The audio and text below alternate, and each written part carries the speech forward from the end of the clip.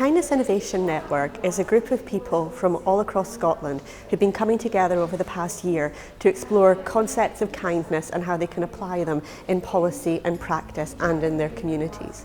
Over the course of the year, they've been thinking about this in very diverse places. So there are groups of people who have been looking at kindness in procurement and kindness in management. Groups who've been looking at kindness in food and kindness in spaces and how we can use our public spaces better. And they've come together today to explore what they've learned and what they've shared as their experiences working with concepts of kindness.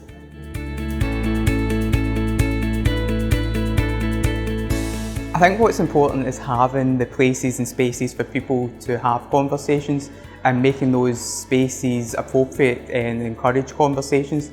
There's opportunities to have conversations when you're eating together and that sort of thing, so taking the time is important too. I think the fact that food is something which brings people together is not new. It's something that on an instinctive level we all understand. But what we've been able to do in the Minikin food sharing group over the past 12 months is really examine some aspects of what makes that work. One of the things that we've looked at is the fact that the food itself is actually a way of bringing people together.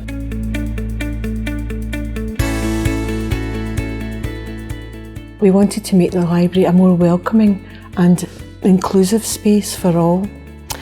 And we decided to trial ideas like the family room, the community fridge, the kindness wall, and the feedback has been absolutely fantastic.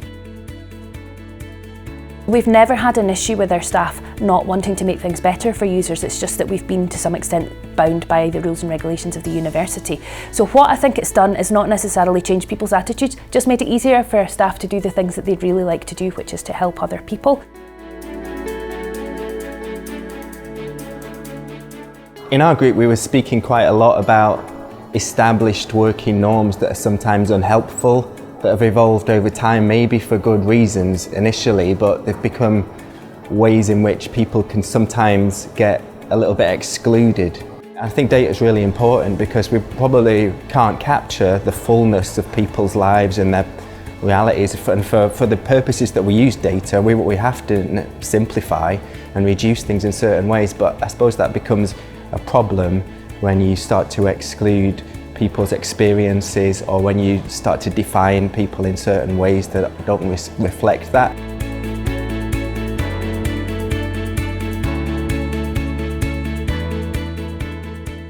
I think risk aversion brings in another area as well. People worried about perhaps people beginning with what might go wrong and therefore having reasons for not doing something, even though the benefits of doing something are quite self-evident actually. They can be quite self-evident. You can think that would be lovely to have that, but what if it goes wrong? And then the question of what if it goes wrong seems to loom so large that you might not be able to get off the starting blocks with something.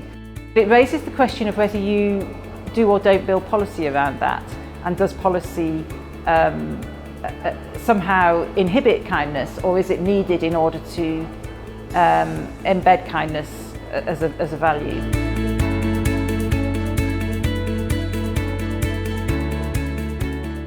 This is important to North Ayrshire Council because in common with other public sector organisations we're working very hard to reduce the impact of inequalities. We have been exploring the importance of kindness to individuals, communities and to organisations, and that's taken us into some really interesting territory. Possibly the biggest learning for us over the past year has been the importance of making significant organisational change in order to reduce the barriers to kindness, mainly in terms of how our staff are allowed and permitted to behave and the consequent impact that that then has on the people we serve. But the other thing I think was that it's actually something that's probably furthest from the language of procurement commissioning. It's never mentioned, humanities never mentioned, communities and people are not even mentioned, where it's just about systems, processes. And then we had varying views about whether it fitted with procurement commissioning. In fact, one of the things, I wasn't at the Procurites conference, but one of my colleagues was saying that the biggest barrier was actually coming from younger people who said, we've not been trained in this, we don't understand what this means, where would it fit in the system? And it was really that they weren't connecting it with themselves as people as opposed to employees and actually people with a purpose and a role. There's been a huge appetite for this, discussing this in the room, and enthusiasm, and the attendance has remained high, and people are so passionate about it. I think that people really believe in the power of these relationships and what we need to do to kind of maintain them. And some of the things that you would hope or imagine would be simple and straightforward and natural actually are massively affected by this world that we've created and the systems and the processes that we use.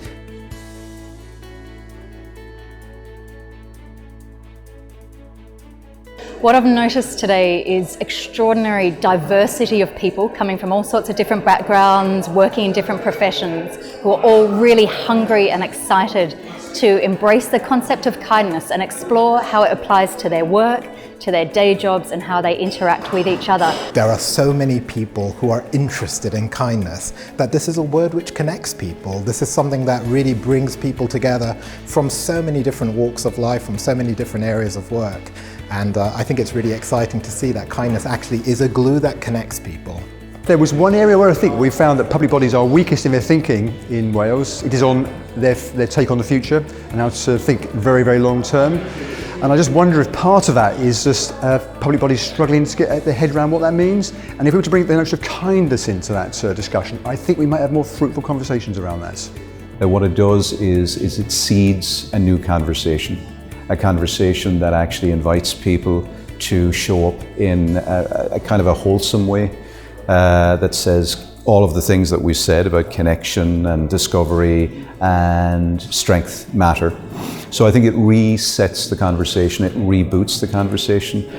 It's more of an opportunity than a risk, I think. The opportunity is to be had around what it means to be a professional and what it means to use your skills to increase the capacity and stretch and reach of communities to do more for themselves, and what the relationship needs to be between professionals and communities.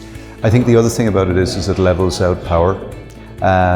If we can be really attentive to the fact that kindness is not sympathy, it's deep empathy, and it's about liberation. It's about figuring out how we can be in relationship with each other in a truly reciprocal way. I think it's too risky for us to approach kindness as being something that you have to be brave to do.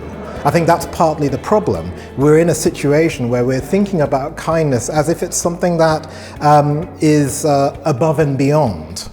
And we need to get to a position where kindness is the normal.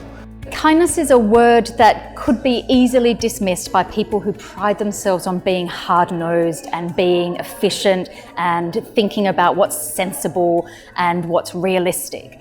The challenge is that that same conversation has boxed us into an economy that doesn't align with what people and planet really need. When we started the Kindness Innovation Network over a year ago now, we didn't know how many people would be interested in joining us on this story or where it was going to go. What we've found over the past year is that there are a lot of people in Scotland and wider through the UK and in our international connections who are interested in a conversation about values and see kindness as a way into that conversation and an easier, more human way in than talking about concepts of integrity or justice. We're grateful for all the time that people have given to the network and to those wider conversations. People have invested a huge amount of themselves in the process and taken us to places that we didn't expect to be able to go as an organisation or as a group of individuals.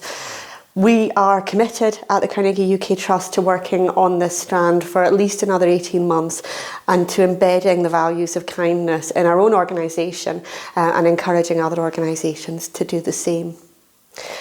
If this is the first time that you've come across our work, please do visit our website for more information and some background on what we've been doing and why. If you'd like to carry on the journey or the conversation with us, please do contact the staff team. And thank you again to all the members of KIN and to those involved in North Ayrshire for all of the time, effort and energy they put into the process.